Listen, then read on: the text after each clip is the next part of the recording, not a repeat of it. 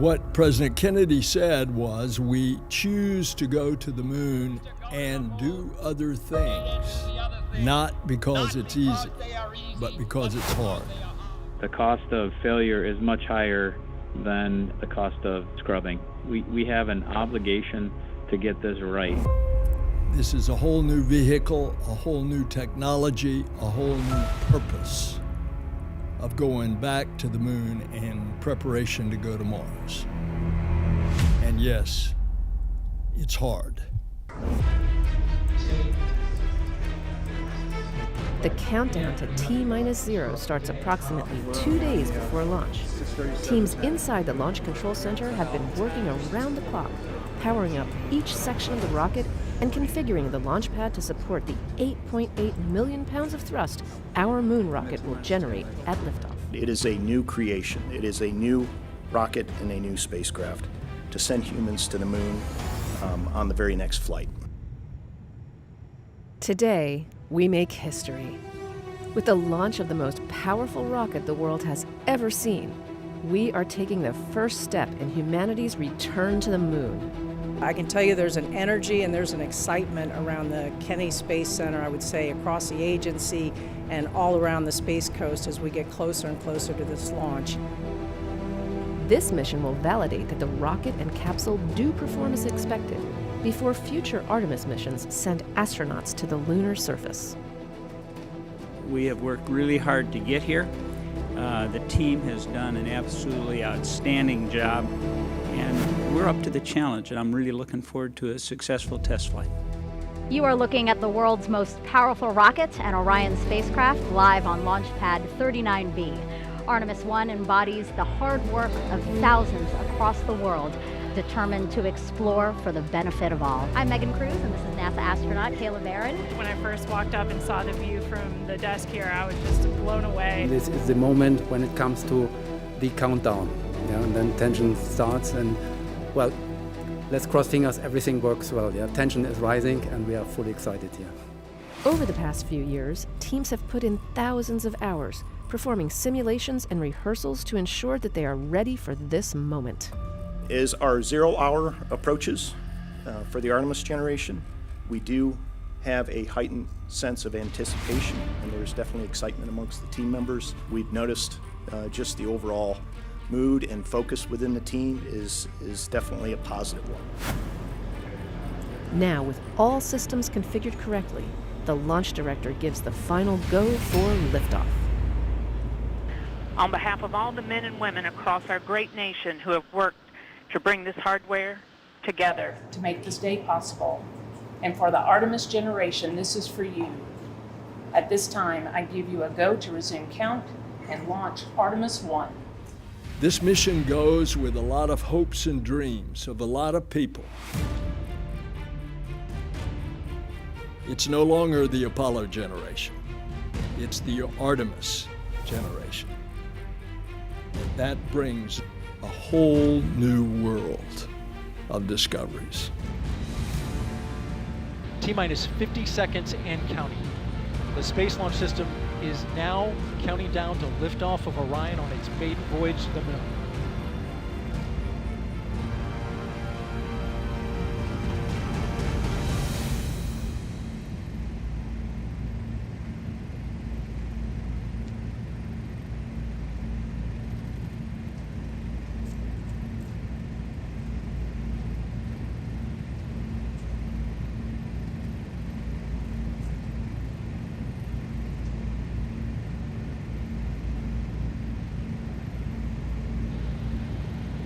And here we go. 10. Hydrogen burn-off igniters initiated. 7, 6, 5. 4-stage engine start. 3, 2, 1. And liftoff of Artemis 1. We rise together back to the moon and beyond.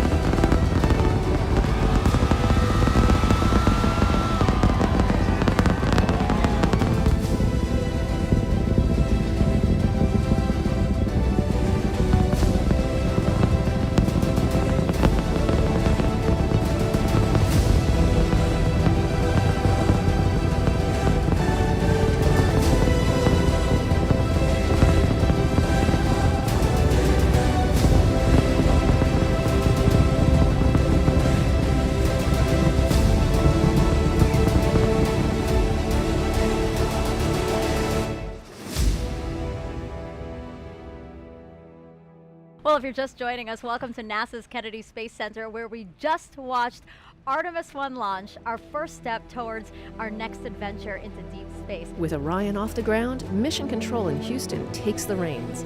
Our nation is returning to the moon. And we have worked hard as a team. You guys have worked hard as a team for this moment. This is your moment.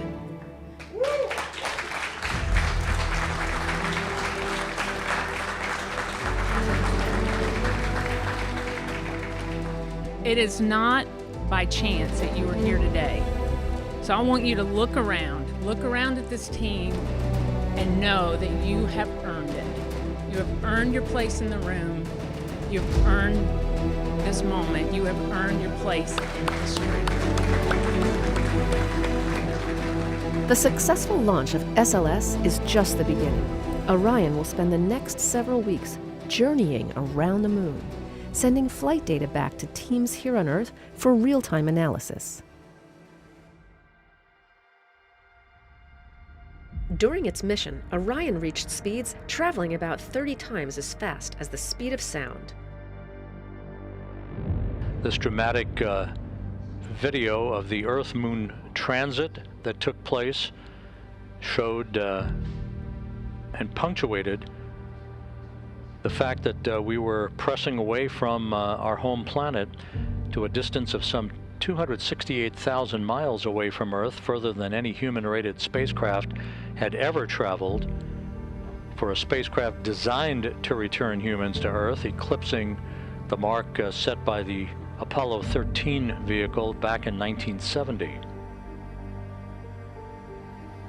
After several weeks of flight, it was time for Orion to return home.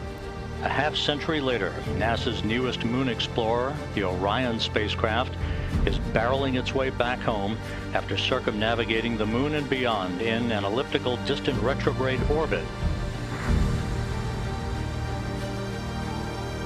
Now less than 2 hours away from splashing down in the Pacific Ocean west of Baja, California, to complete its shakedown mission.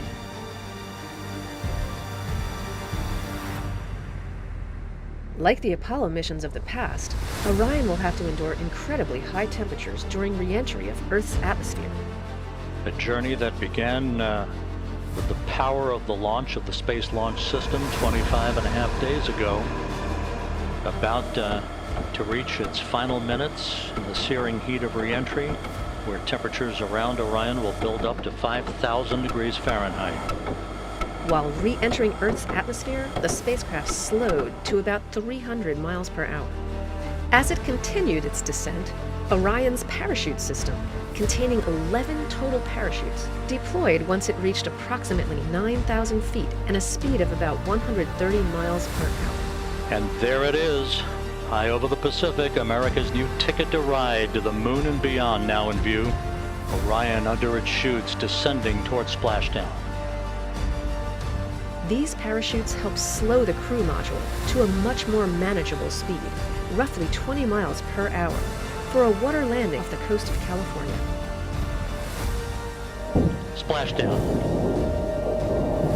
From Tranquility Base to Taurus Littrow to the tranquil waters of the Pacific, the latest chapter of NASA's journey to the moon comes to a close. Orion, back on Earth.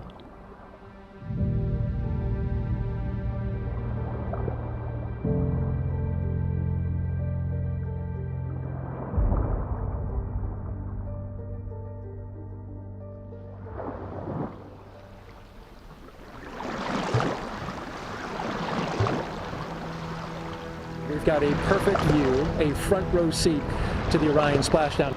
And it's simply beautiful out here.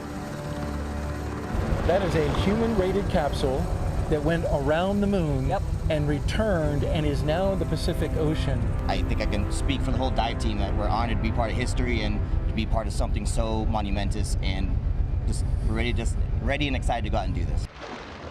When Orion was deemed safe to approach, team members jumped into the water and attached hardware that steadied the capsule. What we do at NASA really is all about collaborations, and the collaborations that we've had with the Department of Defense in particular over the past many, many years, their hard work and their dedication as they went through a great deal of planning, hardware development and processes, and a lot of practicing to get to this point and make it look easy. And that team, made of a combination of NASA and Department of Defense personnel, has put in years of work to make sure that they were ready. Melissa Jones, the recovery director, just came from outside the ship's control center where she was monitoring and, of course, managing her team in the midst of this recovery. So, Melissa, thank you for being here. Thank you for having me. It's just been a long time coming. We've been working this mission for a while, and we've done a ton of training. And every time you do training with a mock-up capsule, you don't have any of that. You don't have parachutes. You don't hear it coming back to the atmosphere, the sonic booms and all of that kind of stuff. And today that actually happened. It's just amazing.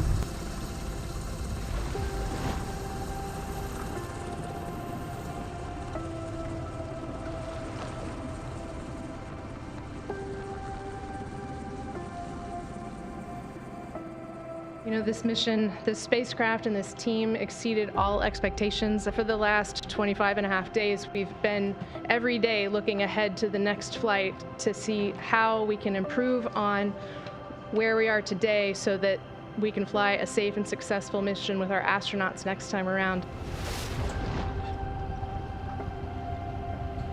Once stabilized, the team secured the spacecraft with hardware and rope assemblies and towed it to the Navy ship.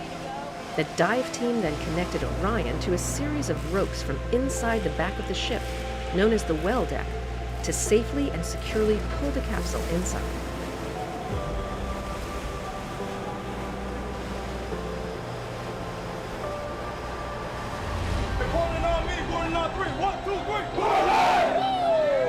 With Orion safely secured inside the ship, teams made their way to Naval Base San Diego, where the capsule was offloaded and prepped for its cross-country trip back to its home base, Kennedy Space Center.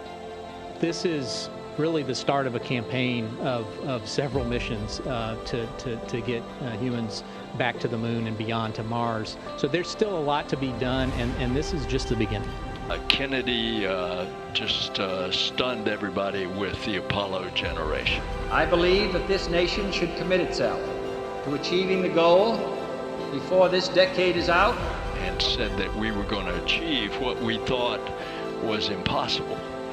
Of landing a man on the moon and returning him safely to the Earth. Many things have happened since, but we knew we were going back. This is the program of going back to the moon to learn, to live, to invent, to create in order to explore beyond. Oh, it's a new day. A new day has dawned. An Artemis generation is taking us there.